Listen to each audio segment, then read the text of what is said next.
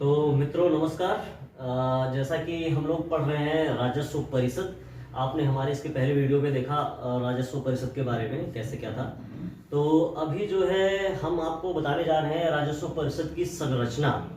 राजस्व परिषद मिला जुला के बना कैसे है, कितने मेंबर होते हैं, कितने न्यायिक सदस्य होते हैं, मुख्यालय क्या क्या है, एक बार फिर से रिवाइज कर देता हूँ।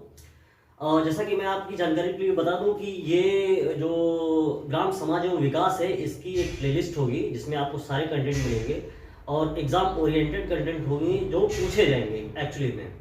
तो मैं इधर उधर की बातें नहीं करता, मैं आपको एग्जैक्ट वही चीज़ डिलीवर करूंगा जो एग्जाम में पूछा जाएगा। तो जैसे फर्स्ट ऑफ ऑल आप लोगों को जानना चाहिए, मनोज कुमार सिंह जो है अपर मुख्य सचिव है राजस्व विभाग उत्तर प्रदेश के राजस्व विभाग के। तो अब मैं बताता हूँ आपको राजस्व परिषद की संरचना में होते क्या है। अध्यक्ष होते हैं, ठीक है, अध्यक्ष होते हैं और इसके बाद इसके दो भाग हो गए। एक तो होता है 2 सदस्य की प्रशासनिक व्यवस्था होती है, प्रशासनिक सदस्य 2 होते हैं, 7 न्यायिक सदस्य होते हैं।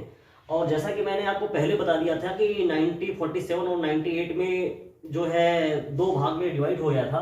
तो जो न्यायिक मुख्यालय है वो आपका लखनऊ में है और जो प्रशासनिक है वो अभी प्रयागराज इलाहाबाद में है।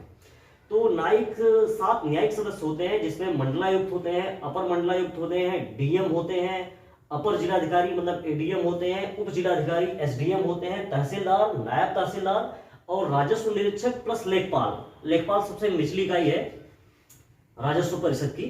तो हम लोग उसी की तैयारी कर रहे हैं, तो आप लोग फोकस करिएगा, ये काफी इंपॉर्टेंट चीज है। उसके बाद 2 प्रशासनिक सदस्य होते हैं जिसका मुख्यालय इलाहाबाद में है, ठीक है। तो राजस्व परिषद का मेन काम यही होता है कि जैसे राजस्व से रिलेटेड जितने सारे भूमि हैं, बंजर हैं, सारे चकों को इकट्ठा करके क्लियर करना और जो हमारे समाज के गरीब तबके के लोग हैं और उनको जो है जमीन मुहैया कराना, ये सब काम जो है राजस्व परिषद के अंदर आता है, जो कि मुख्य सचिव जो होता है उसी के अधीन ये सब कार्य किए जाते हैं। तो मैं मित्रों आपको बताना चाहूँगा कि जितनी भी गवर्नमेंट स्टेट गवर्नमेंट की पॉलिसीज़ हैं उसका क्रियान्वयन किस तरीके से किया जाए कि लोगों तक पॉलिसीज पहुंचे अच्छे से, उन्हीं सब चीज़ों के लिए जो है राजस्व परिषद की संरचना की गई है। तो वो सारी चीज़ें आपको जानकारी।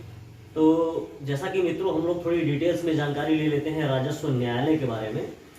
तो इस समय आप सब लोग पहले ये जानिए कि राजस्व में अपने प्रदेश में इस समय 2333 राजस्व न्यायालय हैं प्रेजेंट टाइम में। तो इस समय और दूसरी बात यह है कि जितने भी राजस्व न्यायालय हैं सबको कंप्यूटरीकृत कर दिया गया है। ये एक उत्तर प्रदेश की इकाई है एनआईसी, जिसके तहत जो है सारे राजस्व न्यायालयों को कंप्यूटरीकृत कर दिया गया है। तो राजस्व परिषद का सर्वोच्च न्यायालय वो सर्वोच्च न्यायालय होता है और राजस्व न्यायालय में नायब तहसीलदार का जो न्यायालय होता है वो निम्न न्यायालय होता है। ये जानकारी आप लोग रखिएगा। तो और राजस्व न्यायालय के अधीन जो मुख्य विषय हैं किन किन चीजों पे काम करता है, तो ये आप लोग नोट कर लीजिएगा, राइट डाउन कर लीजिएगा। पहला होता है दाखिल खारिज मतलब नामांतरण।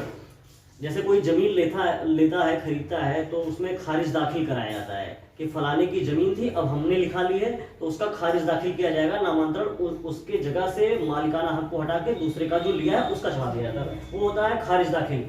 जमीन पर मालिकाना हक से संबंधित मुकदमे की घोषणा करना यह राजस्व न्यायालय का ही काम है। जमीन पे किसी का कोई मालिकाना हक से संबंधित अगर कोई मुकदमा है तो उसकी घोषणा जो है राजस्व न्यायालय करता है। ग्राम सभा की जमीन को सुरक्षित करने और अवैध कब्जे से बचाने का भी काम जो है राजस्व न्यायालय का है। मेड़बंदी एवं पैमाइश करना भी इसी का काम है। जैसे किसी का खेत हो गया, मेड़बंदी करानी है तो वो अपील कर सकता है एक बार राजस्व न्यायालय में। तो ये सारी फॉर्मेलिटी, ये सारी जिम्मेदारी, सारी रिस्पॉन्सिबिलिटी राजस्व न्यायालय के अंदर आती है। बंटवारा संबंधित बात, किसी का बाट बंटवारा है, उसमें कोई डिस्प्यूट होता है, कोई विवाद होता है तो उसको राजस्व न्यायालय ही हैंडल करता है। आप राजस्व न्यायालय में जाएंगे तो आपकी सारी प्रॉब्लम्स को वहां से हैंडल किया जाएगा। और तीसरा अब लास्ट हो गया आपका भूमि से संबंधित नीलामी मामले।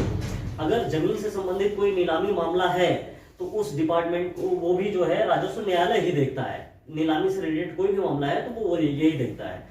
सो मित्रों आपको मुझे लगता है कि जानकारी राजस्व न्यायालय के बारे में अच्छे से पता चल गई होगी।